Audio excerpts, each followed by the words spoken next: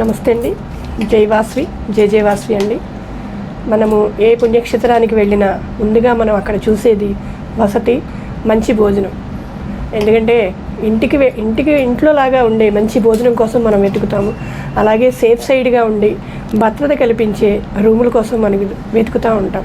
అవి ఎక్కడ ఉంటాయి అంటే మన ఆర్వేశ సత్రాల్లోని చెప్పడానికి నేను గర్వంగా ఫీల్ అవుతున్నాను.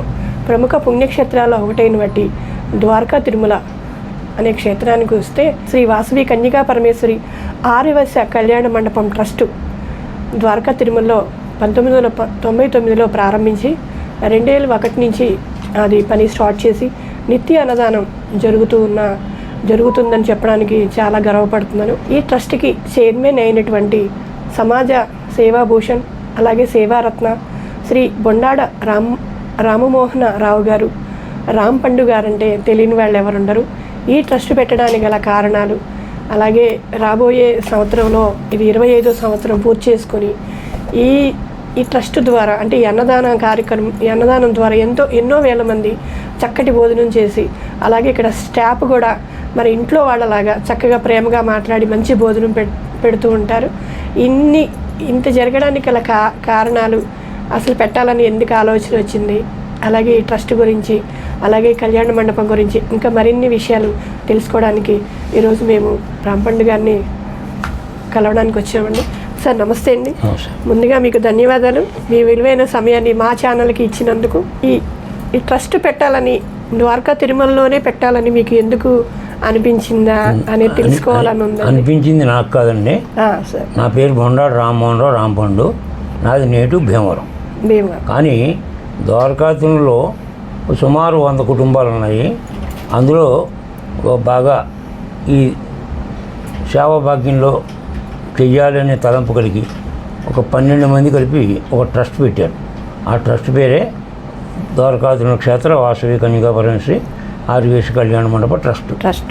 ఆ ట్రస్ట్ రూపంలో వాళ్ళు ఒక చిన్న కళ్యాణ మండపం ఒకటి కట్టి, అలాగే ఇక్కడ వచ్చిన వారికి ఉచిత భోజనం ఏర్పాటు చేయించాలని తాపర్యంతో వాళ్ళు స్టార్ట్ చేశారు. అదే సందర్భంలో నేను జిల్లా ఆర్యవైశ్య సంఘ అధ్యక్షుడిగా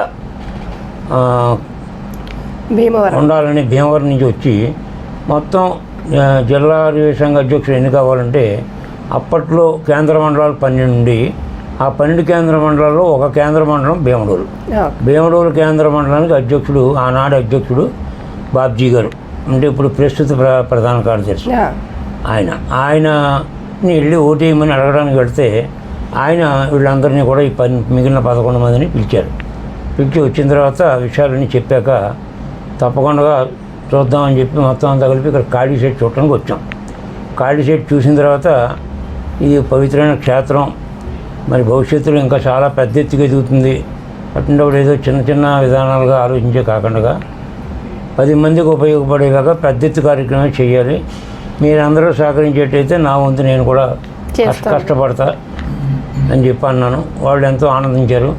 ఆ ప్రకారం నేను ఇక్కడ నెగ్గడం, ఈ ద్వారకా తిరుమలలోని జిల్లా అధ్యక్షుడుగా నెగ్గిన వెంటనే వాళ్ళు ఈ కళ్యాణ మండపాన్ని దృష్టిలో పెట్టుకుని వాళ్ళు కోరినందువల్ల ఇది నా పూర్వజన్మ సుకృతంగా భావించి నేను మా చిన్ననాటి స్నేహితుడు బ్రాహ్మలో రాయసం కృష్ణకుమార్ గారిని ఒక ఇంజనీర్ ఆయన్ని పట్టుకుని ఆయనతో ప్లాన్ వేయించాను. ఈరోజు నీ ప్లాన్ అంతా వేసింది ఆయనే. కానీ ఇంజనీర్గా బోల్డ్ డబ్బు తీసుకుంటారు, కానీ నా స్నేహితుడు అవడం వల్ల ఆయన డబ్బుకి ఆశించలేదు, ఉచితంగానే మనకు సహకరించాడు మొత్తం కట్టుబడి అయ్యే వరకు. ఇది యాక్చువల్గా ఒక కళ్యాణ మండపం కడదామని అనుకున్నాం. కట్టి పైన స్లాబ్ వేసేవాడికి పైది కూడా వేయండి, మా పేరు పెట్టండి ఎవరికాళ్ళు ఎదురొచ్చి డబ్బు ఇవ్వడం, ఆ మాదిరిగా ముందుకెళ్ళింది. ఇక ఎక్కడికి వెళ్ళినా, ఏ ఊరు వెళ్ళినా ద్వారకా తిరుమల కళ్యాణ మండపం రూమ్కి డోనర్ 51 ఆ రోజుల్లో 25 సంవత్సరాల క్రితం 51. అలాగే ఎవరికాళ్ళు ముందుకు వచ్చారు. నా జిల్లా ఆర్యవైశ్య సంఘ అధ్యక్షుడిగా ప్రమాణ స్వీకారం చేసిన రోజునే దీనికి అంకురార్పణ చేసి, అంతకు ముందు రోజునే భీమవరం మాస్టర్ బొండా నాగేశ్వరరావు గారు ఒక 5 లక్షల 1,000 రూపాయలు ప్రధాన దాతకి మనం అడగడం వాళ్ళు ఇవ్వడం జరిగింది. దాని కంటిన్యూషను పైగా లోపల హాల్కి కొత్త సత్యనారాయణ గారి జ్ఞాపకార్థం వారి కుమారుడు నరసింహరావు గారు 2,50,000 ఎక్కువ ఇవ్వడం జరిగింది. అలాగే పైన కొత్తూరు రామకృష్ణ గారు వాళ్ళ అబ్బాయి జ్ఞాపకార్థం ఆయన పై కళ్యాణ మండపం లోపల భాగానికి ఒక 2,50,000 ఎక్కువ ఇవ్వడం జరిగింది. ఇవన్నీ కూడా భీమవరంలో ఈ జిల్లా ఆర్వే సంఘ అధ్యక్షుడిగా నేను ప్రమాణ స్వీకారం చేసే రోజునే ముందుగా ద్వారకాధీశుని కళ్యాణ మండపానికి సంబంధించిన ప్రధాన దాతలందరినీ కూడా సన్మానం చేసి దాని తర్వాత నేను జిల్లా అధ్యక్షుడిగా ప్రమాణ స్వీకారం చేయడం జరిగింది. జిల్లా సంఘ సారథ్యంలో జరుగుతున్న దాంట్లో మరి నిజంగా ఈ 12 మంది కూడా రాత్రి బాగా నాతో పాటు తిరిగారు. పేరు నాకు వచ్చింది తప్ప కష్టం అంతా చెప్పాలంటే ఆ 12 మంది సహకరించబట్టే ఇంత కార్యక్రమం జరిగిందని నా నమ్మకం. ఈ రోజున కూడా ఎక్కడైనా సరే పబ్లిక్ మీటింగ్లో చెప్పినా కూడా చెప్తాను, ఎందుకంటే సంకల్పం వాళ్ళది. ఆ ప్రకారం నాకు అవకాశం వచ్చింది జిల్లా అధ్యక్షుడిగా వచ్చిన మూలని ఈ కార్యక్రమం నాకు ఇచ్చి మంచి నా పూర్వజన్మ సుకృతంగా భావించి టేకప్ చేశాను. అందరూ కూడా పెద్ద మనసు వెళ్ళిన చోటల్లో ఇచ్చారు. అసలు 100 మందిని కలిస్తే 100 మంది ఇచ్చారు, అందులో 99 మంది ఇచ్చి ఒకటి ఇవ్వకపోవడం అనేది జరగలేదు. అడగడమే ఆలస్యం అన్నట్టు అంతే. మనం వెళ్ళి రా అంటే చాలు ఏమన్నారని అడిగేవారు, ఇంత ఇవ్వండి ఇచ్చేసేవారు. అది 1000, 1,00,000, 2 లక్షలు, 5 లక్షలు అంటే ఇంకా అంకితో సంబంధం లేదు, అందరూ అలా సహకరించారు. అలాగే ఇక్కడ పని విషయంలో కూడా ఈ 12 మంది కూడా వాళ్ళ వ్యాపారాలు పక్కన పెట్టి మొత్తం పని అంతా కూడా దగ్గరుండి చాలా బాధ్యతగా చూసుకున్నారు. కాబట్టి ఇంత అందంగా ఇంత చక్కగా ఈ కళ్యాణ మండపం తయారవడం జరిగింది. ఆ తర్వాత నుంచి దీనికి కావాల్సినవి ఏంటి అనుకుంటే మరి ఇంత పెద్ద కళ్యాణ మండపాలు ఉండగా మనకి సరైన పార్కింగ్ లేదని దీంతో ఎదురుగుండగా ఆ పార్కింగ్ ప్లేసు అప్పట్లో ఇటుక బట్టి ఉండేది. వాళ్ళేమో గడిగడికి ఇక్కడ భోజనాలు జరిగే టైంలో వచ్చి గడిగడికి ఇలా కుదిపోయేవారు ఆ మటన్ని. ఆ బూడిదంతా వచ్చి అన్నాల దగ్గర పడేది. అందుకని నన్ను క్యాకేసి కూర్చోబెట్టి మాట్లాడి రూపాయి ఎక్కువ తక్కువ నువ్వు అమ్మనంటే మాకు వద్దు, అమ్ముతానంటే తీసుకుంటాం. అది ఏంటంటే అమ్ముతానన్నాడు. సరే ఏదో కూర్చోబెట్టాం, రేటు ఖాయం చేసాం, మొత్తానికి కన్ఫర్మ్ అయింది. వాళ్ళకి సంవత్సరం గడువు పెట్టాం, కానీ నెల 15 రోజులు డబ్బు సరిపెట్టేసి చేయించుకున్నాం. చుట్టూ ప్రహరీ కూడా కట్టించుకున్నాం. ఎప్పుడైతే మీకు పార్కింగ్ ప్లేస్ వచ్చిందో ఇబ్బంది లేకుండా ముందుకెళ్తాం. సైమల్టేనియస్గా మరి అన్నదానం కూడా మనకి అవకాశం ఉంది. దాని గురించి కూడా మనం కష్టపడాలంటే ఆ పక్కనే బిల్డింగ్ కట్టి దానికి మొదట్లో 1 కేజీ, 2 కేజీలు, 3 కేజీలతో స్టార్ట్ చేసి ఈవేళ నెల వచ్చేటికి ఒక 12 క్వింటాల్స్ బియ్యం అవుతున్నాయండి. నెలకు 12 క్వింటాల్స్. ఈ రోజుకి ఒక 12 లక్షల మంది పైన భోజనం చేశారు. భోజనం మొదట ఎంత బాగుందో ఆఖరి భోజనం వరకు కూడా, ఆఖరి భోజనం చేసేవారి వరకు కూడా అంత బాగా ఉండేలాగా మనకి చేస్తున్నారు. వర్కర్స్ అంతా నిష్ణాతులు, కష్టపడి పనిచేస్తారు, ఒక సేవాభాగ్యంతో చూస్తారు. అలాగే ఇక్కడ ఆటల మీద మేనేజ్మెంట్ కూడా ఉంటుంది. ఇప్పుడు ఈ కళ్యాణ మండపానికి చైర్మన్ అంటే నేను, నా నేటివ్ భీమవరం అవడం వల్ల ఎక్కువ ఇక్కడ ఉన్నాను. ఇక్కడ ప్రధాన కార్యదర్శి మన కాశీనాథ్ గారు కూడా ప్రధాన కార్యదర్శిగా చాలా ఏటు చేశారు. ఆయనకి కాళ్ళకు కొద్దిగా ఇబ్బందిగా ఉంది, ఈ బట్టు మార్చండి అని రిక్వెస్ట్ చేస్తే దాని మీద బాబ్జీ గారిని సెలెక్ట్ చేసి బాబ్జీ గారికి ప్రధాన కార్యదర్శికి ఇచ్చాం. అలాగే మన ఎమ్మడి శ్రీనివాస్ గారిని గోల్డ్ సీన్ అంటారు, వాళ్ళ అబ్బాయి ఐఏఎస్ ఆఫీసరు, వాళ్ళ కోళ్ళు కూడా ఐఏఎస్. ఆయన మీరు కోశాధికారిగా ఉండండి అని కోరాను, ఉన్నాడు ఆయన. ఆ ప్రకారంగా అలాగే అన్నదానం వచ్చేటికి ఇమ్మడి నాగు గారు, ఇమ్మడి రత్నాజీ గారు ఇద్దరిని అన్నదానం ఇన్ఛార్జిగా వేసాం. పోతే దేవాలయానికి సంబంధించి జగన్నాథరావు గారిని ఒక ఉన్నాడు, ఆయన చూసేవాడు. ఆయనకి ఈ మధ్యన హెల్త్ బాగుండలేదు అని ఈ మధ్యన మొన్న 1వ తారీఖు నుంచి తప్పుకుని ఇంకెవరన్నా చూడండి, ఇంకెవరికన్నా పెట్టండి అని చెప్పుకొచ్చారు. ఏదేమైనా ఎనియో అన్ని రకాలుగా కూడా ఆ వాసవిమాత కానివ్వండి, లోకల్గా ఉన్న ద్వారకాధీశుని వెంకటేశ్వర స్వామి కానివ్వండి, ఎవరైనా సరే ఇద్దరు కూడా మనకి ఎంతో ఆశీస్సులు ఉండబట్టి ఎక్కడ ఏదైనా ఇబ్బందులు లేకుండా, తప్పులు లేకుండా చేసిన పని కూడా అందంగా ఉండేలాగా చాలా బాగా వచ్చింది. ఇకపోతే అన్నదానం దగ్గరికి వచ్చేటప్పటికి ₹1,00,00,000 చేస్తే సరిపోతుందని ఎంతో బ్రాంచ్తో ₹1,00,00,000 పూర్తి చేసాం. కానీ ఆ ₹1,00,00,000 పెరిగిన తర్వాత ప్రభుత్వం వారు బ్యాంక్ వడ్డీని సగానికి తగ్గించడంతో కొద్దిగా ఇబ్బంది అయింది. దాన్ని 2 కోట్లు చేసాం, అయినా చాలలేదు. మళ్ళీ 3 కోట్లు చేసాం, అయినా చాలట్లేదు. జనం పెరుగుతున్నారు, పదార్థాల రేట్లు కూడా పెరుగుతున్నాయి, అవును. మరి వర్కర్స్ జీతాలు కూడా పెరుగుతున్నాయి. దాని మూలన మనకు వచ్చే ఇన్కమ్ కన్నా నష్టం ప్రతి నెల 50,000 నుంచి 60,000 వరకు నష్టంలో రన్ అవుతుంది. అయినా కూడా ఏం పర్వాలేదు, ఇచ్చే దాతలు ఉన్నారు. అందుకని టార్గెట్ 5 కోట్లకు పెట్టుకున్నాం. ఇదివరకు దాకా 1,00,000 ఇచ్చేవాళ్ళ దగ్గర తీసుకున్నాం. ఇప్పుడు 5 లక్షలు ఇవ్వగలిగిన వాళ్ళందరినీ గుర్తించి 5 లక్షల చొప్పున ఈ మధ్యకాలంలోనే ఒక ముగ్గురితోటి 5 లక్షల కాడికి వేయించాం. అలాగా టోటల్ మీద డిసెంబర్ 31వ తారీఖు లోపల 5 కోట్ల 1 లక్ష టార్గెట్ రీచ్ అవ్వాలని మరి ఆ స్వామివారిని అమ్మవారిని కోరుకోవడం జరిగింది.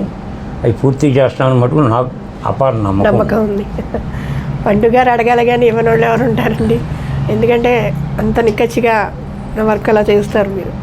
అలాగే ఇక్కడ అమ్మవారి దేవాలయం కూడా, అమ్మవారి దేవాలయానికి వచ్చేటికి యాక్చువల్గా అయితే మన అన్నదానంలో అమ్మవారి మందిరం కట్టించామండి ఆ రోజున కొన్న పరిస్థితిని బట్టి. ఆ తర్వాత సోమప్రసాద్ గారు అని చెప్పి కాకినాడ ఆయన ఉన్నారు. ఆయన ఎక్కడ కాశీలో ఒకటి, షిరిడీలో ఒకటి అమ్మవారి గుళ్ళు కట్టించారు. వాసవి అమ్మవారి గుళ్ళు అండి, ప్రాణ ప్రతిష్టతో కూడిన గుళ్ళే కట్టించారు. అది నాకు తెలిసింది. వాళ్ళు శ్రీశైలంలో కడుతున్నారని చెప్పి మొదలెడతారని తెలిసింది. వెంటనే నాకు బాగా పరిచయం ఉంది, ఎందుకంటే ఆయన నేటివ్ ప్లేస్ భీమవరం పక్కన ఉన్న పాలకూడలు. అప్పటి నుంచో తెలిసి నాకు పరిచయం. నేను ఫోన్ చేసి ఇలాంటి పరిస్థితి అంటే, అయ్యో తప్పకుండా కడదామని, ఇక్కడే కడదామని ఇక్కడికి వచ్చారు, చూశారు. ఇక్కడ కడితే బాగుంటుంది అన్నారు, అక్కడ కట్టించాం. అది ప్రాణ ప్రతిష్టతో కూడిన గుడి కాబట్టి మనకి అన్ని విధాలు కూడా, ఎందుకంటే పెళ్ళిళ్ళు చేసుకున్న వాళ్ళు ఆ పసుపు బట్టలతో వచ్చి అమ్మవారిని దర్శనం చేసుకెళ్తే అది మహద్భాగ్యం, మహాపుణ్యం అని భావించి ఆ రకంగా చేసుకొచ్చాము. ఇప్పుడు అన్ని రకాలుగా అటు దేవాలయం కానివ్వండి, అన్నదానం కానీ, కళ్యాణ మండపం కానీ, ఇక్కడ స్టాఫ్ కానీ, అక్కడ స్టాఫ్ కానీ, అలాగే వీళ్ళందరి మీద అజమాయిషీ చేసే సెక్రటరీ గారు కానీ, కోశాధికారి కానీ అందరూ కూడా చిత్తశుద్ధితో పనిచేయటం, దీన్ని ఒక భాగ్యంగా భావించి తీసుకెళ్ళడం వల్ల చాలా చక్కగా నడుస్తుందని నా నమ్మకం. ఈ స్థాయికి రాగలిగారు. ఇప్పుడు నెక్స్ట్ ఇయర్ 25 years వస్తుంది కదండి. 25 yearsకి సంబంధించి యాక్చువల్గా శంకుస్థాపన చేసినప్పుడు లెక్క, గృహప్రవేశం చేస్తే లెక్క అని అన్నారు. శంకుస్థాపన లెక్క ప్రకారం అయితే మొన్న డిసెంబర్ 30కి 25 ఏళ్ళు పూర్తయింది. కానీ సిద్ధాంతులు అలా కాదు, గృహప్రవేశమే లెక్కని అన్నారు. గృహప్రవేశం అంటే 17/2/25, 17/2/25 తారీఖు మనకి 25 సంవత్సరాలు మనం దీంట్లో సిల్వర్ జూబ్లీ ఫంక్షన్ చేసుకోవడానికి అవకాశం ఉంది. దానికి అనుకుని మొట్టమొదటిలో మీటింగ్లో ఏం చేద్దాం, ఎలా చేద్దాం ఏంటని కూడా అన్నీ చర్చించడం జరిగింది. మరి రేపు ఆ 17/2/25 తర్వాత జరిగే సిల్వర్ జూబ్లీ ఫంక్షన్కి మన రాష్ట్ర ముఖ్యమంత్రి చంద్రబాబు నాయుడు గారిని, అలాగే ఆర్యవైశ్యుల్లో ఈవేళ ఆర్యవైశ్యుల్లో మన ఇండస్ట్రీస్ మినిస్టర్ భరత్ గారు, టీజీ భరత్ గారు, అలాగే మన జగ్గయ్యపేట ఎమ్మెల్యే శ్రీరామ్ తాతయ్య గారు, వాళ్ళిద్దరిని, అలాగే ముఖ్యమంత్రిని, అలాగే లోకల్ ఎమ్మెల్యేని కూడా పిలిచి కొద్ది భారీ ఎత్తున సిల్వర్ జూబ్లీ ఫంక్షన్ చేయాలని నా మనసులో నా కోరిక. ఇప్పటివరకు నేను ఏమైతే అనుకున్నానో అన్నీ కూడా సక్సెస్ అయినాయి, ఎక్కడ ఫెయిల్ అవ్వలేదు. కాబట్టి ఇది కూడా గ్రాండ్ సక్సెస్ అవుతున్నాయి. ఆ అమ్మవారి మీద అపార విశ్వాసంతో మీకు తెలియజేస్తున్నాను. అయితే ఈరోజు ఒక గుడ్ న్యూస్ కూడా విన్నామండి. మీరు భీమవరం ఛాంబర్ ఆఫ్ కామర్స్కి ప్రెసిడెంట్గా కూడా ఎన్నికయ్యారని విన్నాము. మీకు ముందుగా శుభాకాంక్షలు మా ఛానల్ తరఫున. ఎందుకంటే షాపులందరికీ మీరు అండదండగా ఉండి బిజినెస్ అంతా చక్కగా. నేను ఛాంబర్ ప్రెసిడెంట్గా ఉండడానికి కారణం 1956 సంవత్సరంలో మా నాన్నగారు chamber of commerce founder president. Okay అండి. ఛాంబర్ని స్థాపించింది మా నాన్నగారు. ఆ నాన్నగారు స్థాపించిన సంస్థలో మరి నేను చేసే అవకాశం వచ్చింది. చేస్తే నాకు ఒక తృప్తిగా ఉంటుందని మనసుకు అనిపించి ఇప్పుడు ఈ మధ్యనే ఒక ప్రెసిడెంట్ గారు ఆయన హెల్త్ బాగోక రాజీనామా చేశారు. ఆ ప్లేస్లో ఒక 3-4 ప్రయత్నాలు చేశారు. నాకేంటంటే వీళ్ళందరి చుట్టూ తిరగడం, వాళ్ళతో ఏదో అనిపించుకోవడం నాకు ఇష్టం లేదు. దానికి ఎమ్మెల్యే గారి చేతిలో ఉందని తెలిసి ఎమ్మెల్యే గారి దగ్గరికి వెళ్ళి, ఇది పరిస్థితి, మరి మా నాన్నగారు తలపెట్టిన సంస్థ ఇది, కాబట్టి ఈ అవకాశం నాకు ఇస్తే బాగుంటుందండి, నాకు ఈ 9 నెలలు చాలు, ఫర్దర్గా నేను చేయను నా ఏజ్ 84. అందువలన ఎట్టి పరిస్థితిలో నాకు ఫర్దర్గా చేసే ఉద్దేశం నాకు లేదు. ఓన్లీ 9 months అని అడిగా. తప్పకుండా రాంపండు గారు ఆలోచిస్తానన్నాడు. ఏదో 4-5 వెళ్ళారండి. చాలా ఒత్తిడి ఇచ్చారు, తీవ్ర ఒత్తిడి ఇచ్చారు, రికమెండేషన్ చేయించారు. ఎన్ని చేసినా సరే నా కార్యదీక్ష, పట్టుదల, నా సేవా తత్పరత అన్నీ ఆయనకి తెలుసు. అందువలన రాత్రి 10 గంటలకు ఫోన్ చేసి, రాంపండు గారు మీ పేరు చెప్పాను, రేపు పొద్దున్న ఛాంబర్కి వెళ్ళి మీటింగ్లో మిమ్మల్ని ఏకాగ్రంగా ఎన్నుకుంటారు కాబట్టి మీరు దాన్ని ఫాలో అవ్వండి అని చెప్పాడు ఆయన. అలానే పొద్దున్న యాక్చువల్గా 7:30కి నేను ద్వారకాలో భీమవరం నుంచి బయలుదేరి ఇక్కడికి రావాలి నా ప్రోగ్రాం ప్రకారం. అయితే ఆయన ఎప్పుడైతే రాత్రి 10 గంటలకి మాట్లాడాడో అక్కడ ప్రోగ్రాం అయ్యాక వద్దామనే ఉద్దేశంతో మార్పు చేసుకున్నా. అదే మాదిరిగా ఇప్పుడు పెనుగొండ వాసవి శాంతిధాం, అది అఖిల భారత శ్రీ వాసవి పెనుగొండ ట్రస్ట్ ఉన్నది. బెంగళూరు వాస్తవ్యులు ఎస్ రామూర్తి గారు స్టార్ట్ చేశారు. ఆయన ప్రపంచం మొత్తం మీద 142 వాసవి అమ్మవారి దేవాలయాలు కట్టించారు. అయినా ఆయనకి తృప్తి లేదు. ఏంటి కారణం అంటే, ఈ అమ్మవారు పుట్టింది పెనుగొండ, ఆత్మాహుతి చేసుకున్నది పెనుగొండ. కాబట్టి అమ్మవారికి ఆర్యవేశుల ఏకైక పుణ్యక్షేత్రం పెనుగొండ ఉండాలనే కోరికతో ఆయన తపనతో వచ్చారు. ఆయన వల్ల అవ్వలేదు. ఏవో కొన్ని ఇబ్బందులు వచ్చినాయి. ఆ ఇబ్బందులను అధిగమించే శక్తి నాకుందని వాకపు చేసుకొచ్చి నన్ను కోరారు. నేను ఆ ఇబ్బందులన్నింటిని అధిగమించి ఆ స్థలాన్ని పర్చేస్ చేసి, అదే స్థలం ఇప్పుడు ఎక్కడైతే కట్టారో ఆ స్థలాన్ని ఆ అన్నదమ్ముల యొక్క తగు పరిష్కారాలన్నీ చేసి అది ట్రస్ట్కి వచ్చేలా చేసాం. ఆనాటి నుంచి ఈనాటి వరకు కూడా వైస్ ప్రెసిడెంట్గానే ఉన్నాను. ఆ సంస్థ కూడా సుమారు 2,75,000 కిలోమీటర్లు ఇన్నోవా కారు మీద తిరిగి సుమారు 22 కోట్ల పైన కలెక్ట్ చేయడం జరిగింది. దాని తర్వాత అమ్మవారికి రథం ఒకటి చేయించారు. ఆ రథానికి వెండి రథం చేయించాలని కోరిక కలిగింది. ఆ వెండి రథానికి ఎస్టిమేషన్ వేస్తే 400 కేజీలు కావాలన్నారు. ఆ 400 కేజీలు కూడా వెండి రథ నిర్మాణ కమిటీ అని చెప్పి ఒకటి పెట్టి దాని చైర్మన్గా నాకే ఇచ్చారు. ఆ నెల 5 రోజుల్లో నేను సింగిల్ నా ఒంటి చేతి మీద అంటే ఒంటి కాలు మీద తిరిగి మొత్తం చాలా ప్లాన్ చేసి ప్లానింగ్ ప్రకారం వాళ్ళు అనుకున్న నెల 5 రోజుల్లో మనం వెండి వసూలు చేయడం, వాళ్ళకి ఇవ్వడం, దాన్నేమో మెడ్రాస్ పంపించి రేపులు చేయించడం, సరిగ్గా అనౌన్స్ చేసిన డేట్కి 3ంటికి ఊరేగింపు అంటే 2:30కి రెడీ చేసి అక్కడ పెట్టడం జరిగింది. అలాగే ఈ మధ్యకాలంలో అదే అఖిల భారత వాసవి పెనుగొండ ట్రస్ట్కి అమ్మవారి మరకత విగ్రహం అని ఒకటి ఉంది. ఆ మరకత విగ్రహానికి ఒక బంగారు స్వర్ణ కిరీటం చేయాలని ఆయనకి అభిప్రాయం కలిగింది. దానికి బంగారం ఒక 1,350 గ్రాములు కావాలని ఆ 1,350 కలెక్ట్ చేయమన్నారు. నాకు ఓపిక తగ్గిపోయింది. తెలుగు మీద ఇది ఒకటి ఎవరికన్నా అప్పు చెప్పండి అన్నాను. అన్నీ చేశారు, ఇది ఒకటి మాంటారు ఎందుకు, మీరే చేస్తారు, ఏం పర్వాలేదు, మీకే ఇస్తున్నానని స్వర్ణ కమిటీ చైర్మన్ అని చెప్పి దానికి మళ్ళీ రాసి ఇచ్చారు. అది అమ్మవారి అనుగ్రహంతో వాళ్ళు 1,350 గ్రాములు కలెక్ట్ చేయమంటే మరి అందరూ కూడా కలిసి మనకి 2,700 గ్రాములు అమ్మవారికి సమకూర్చడం జరిగింది. అన్ని రకాలుగా అక్కడ ప్రాజెక్టు కూడా చాలా చాలా బాగుందండి. అసలు ఆ గుడి చూస్తే 2 కళ్ళు చాలా. అలాగే అక్కడ విగ్రహం చూసినా 90 అడుగులు అమ్మవారి విశ్వరూప పంచలోహ విగ్రహం. ఒక్క విగ్రహం ఒకటే 17 కోట్ల రూపాయలు. అటువంటి సంస్థ ఆ రామూర్తి గారి సంకల్పం అది. నాకు ఇచ్చారు అవకాశం. ఆయన కూడా తిప్పుకుని కార్యక్రమంలో నువ్వు కూడా పాలు పంచుకుని ముందుకెళ్ళాలని అది ఒక భాగ్యంగా భావించి ఇక్కడ ఎలాగా వీరందరూ కోరితే భాగ్యంగా భావించాను.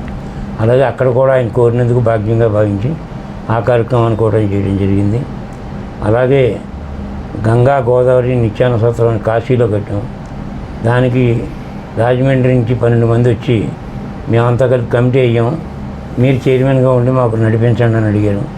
నాకు హిందీ ఇంగ్లీష్ రాదు, అందువల్ల నేను కాశీలు నేను చేసేది ఏం లేదు, కాబట్టి మీరు చేసుకోండి, నా వంతు సహకారం అందిస్తాను.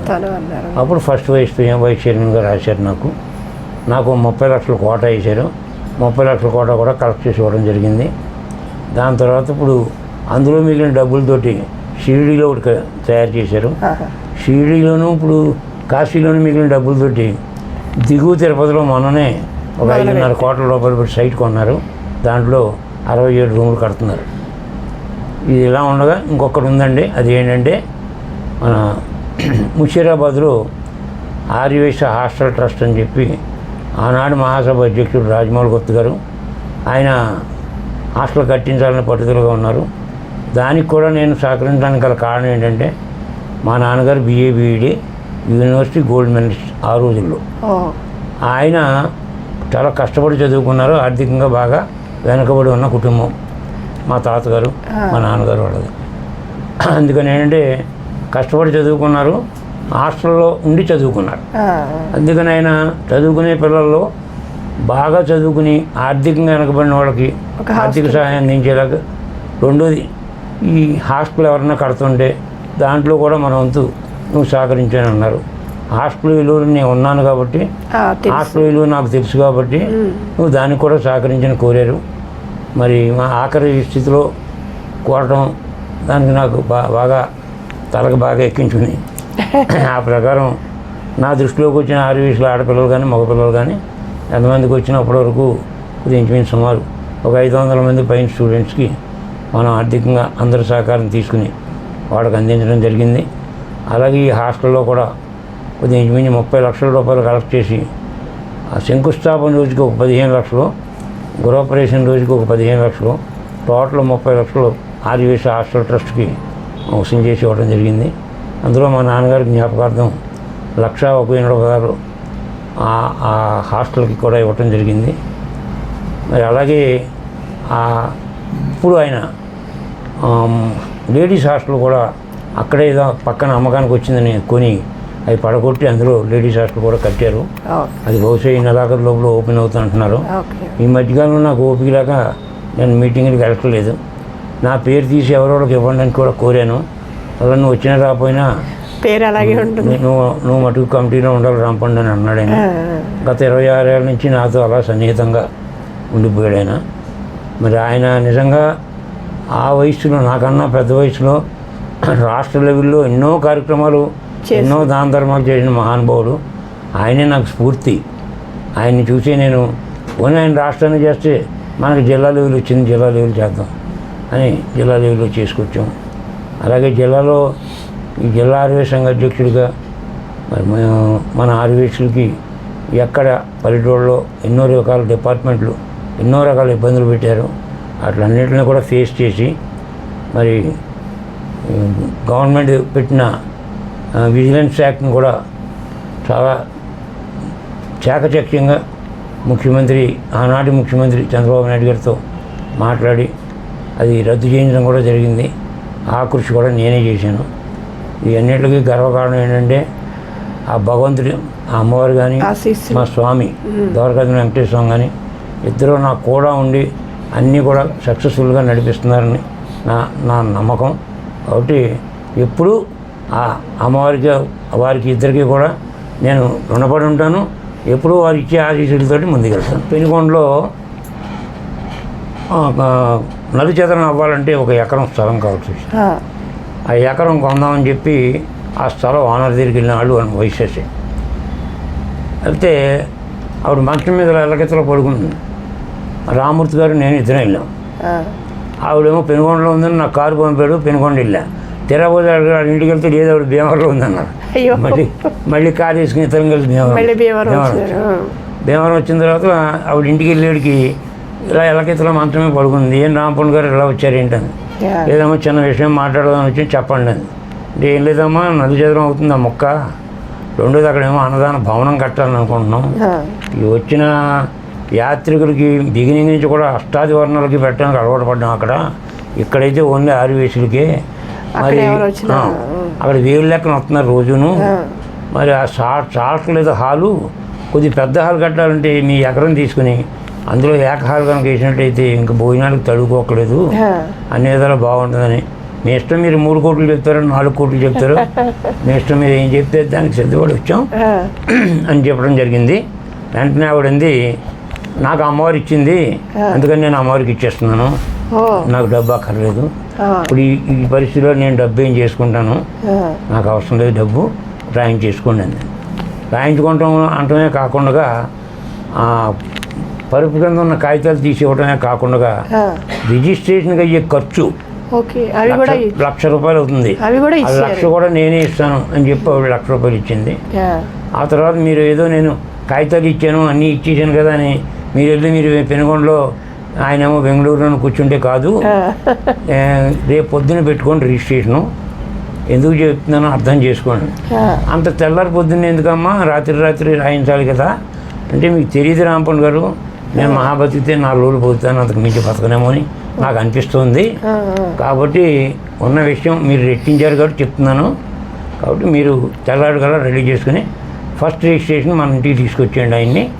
ఆయన ఇంటికి వచ్చిన ఖర్చు కూడా నేనే ఇస్తాను, మీరు పెట్టుకోవద్దు, ట్రస్ట్ పెట్టుకోవద్దు అని చెప్పి ఆ ప్రకారం తెల్లారి రాత్రి కూర్చొని రాయించి తెల్లారి పొద్దున్న రిజిస్ట్రేషన్ చేయించామండి.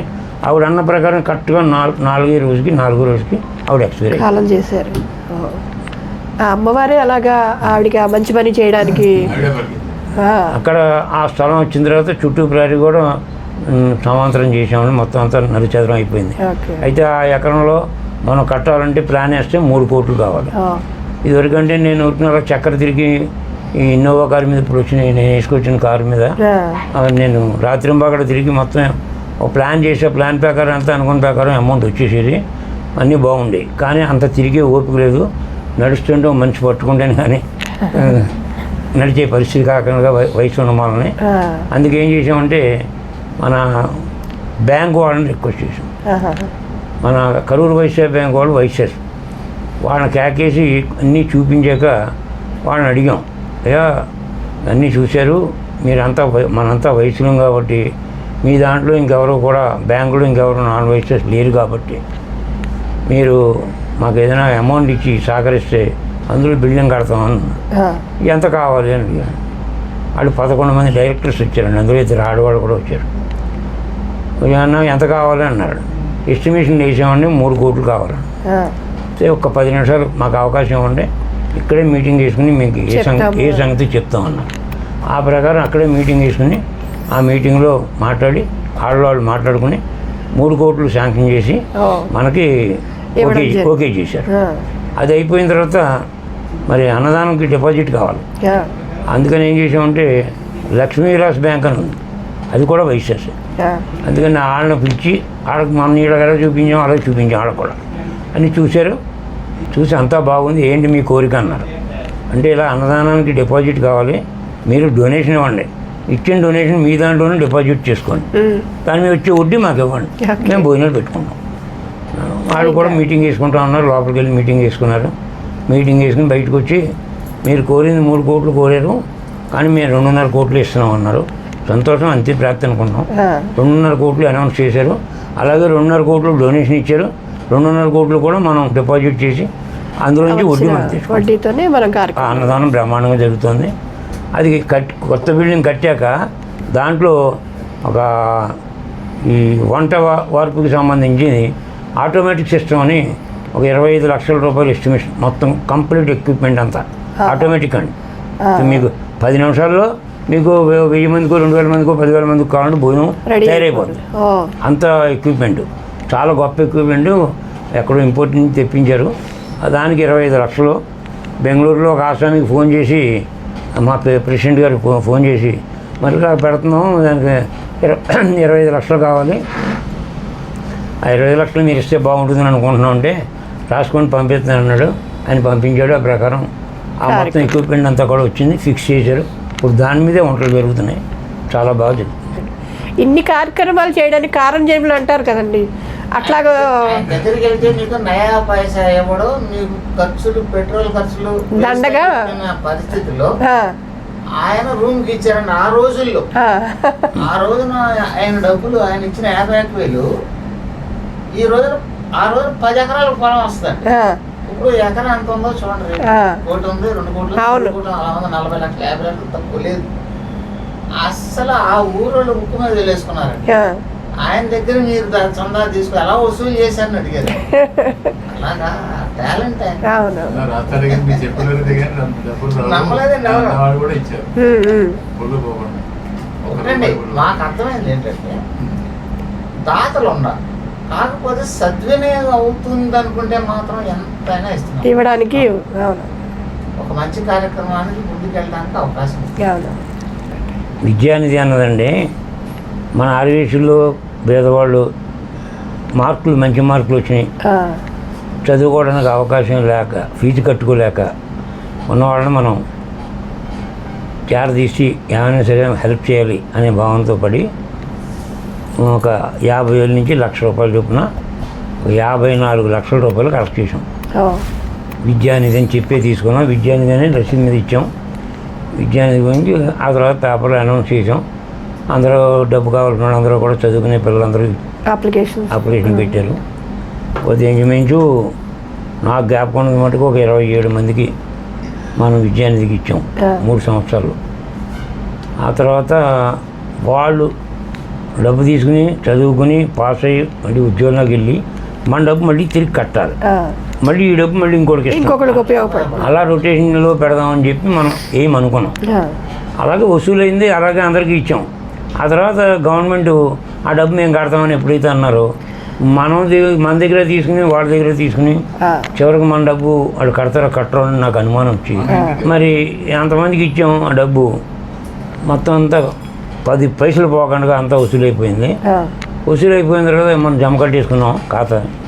అది మనం పైన ఏసీ కళ్యాణ మండపం పైన 3వ స్టేజ్ కట్టాలనుకున్నప్పుడు అప్పుడు ఈ మెంబర్స్ ఇచ్చిన వాళ్ళందరి దగ్గరికి వెళ్ళి మీరు నాకు విద్యానిధి నిమిత్తం ఇచ్చారు, అది రికవర్ చేసుకున్నాం. ఇప్పుడు పైన ఏసీ కళ్యాణ మండపం కడుతున్నాం కాబట్టి ఆ డబ్బుని అందులో ఉపయోగిస్తున్నాం. మీతో చెప్పి మీ అనుమతితో ముందుకు వెళ్దామని వచ్చాం అని చెప్పనేవాళ్ళని. ఈ మాత్రాన రావాలో రాంపన్ గారు ఏమైతే ఉంది ఇచ్చాం మీకు అక్కడ ఏది బాగుంటే చేయండి, మా అడ్డే ఏం లేదు మాకే. కొంతమంది ఏంటంటే నేను విద్యానిధికి ఇచ్చాను కాబట్టి నువ్వు విద్యది ఆపేసావు కాబట్టి నా డబ్బు నాకు ఇచ్చాను ఉండొచ్చు. నాకు మటుకు అటువంటి వాళ్ళు ఎవరు తగలేదండి. అంతా కూడా మనకు సహకరించే వాళ్ళు తగ్గలేదు. ఓకే అండి, మీరు ఇంకా ఎన్నో సేవా కార్యక్రమాలు చేయాలని మా అందరికీ ఆదర్శప్రాయంగా ఉండాలని అమ్మవారి స్వామివారి ఆశీస్సులు మీకు ఎల్లవేళ ఉండాలని మనస్ఫూర్తిగా కోరుకుంటున్నానండి. ధన్యవాదాలండి. వాసవి ఇంటర్నేషనల్ సేవా ఛానల్, వాసవి అమ్మవారి ఆశీస్సులతో ఈ ఛానల్ని అందరూ కూడా చూసి తరించవలసిందిగా కోరుతున్నాం. జై వాసవి, జై జై వాసవి.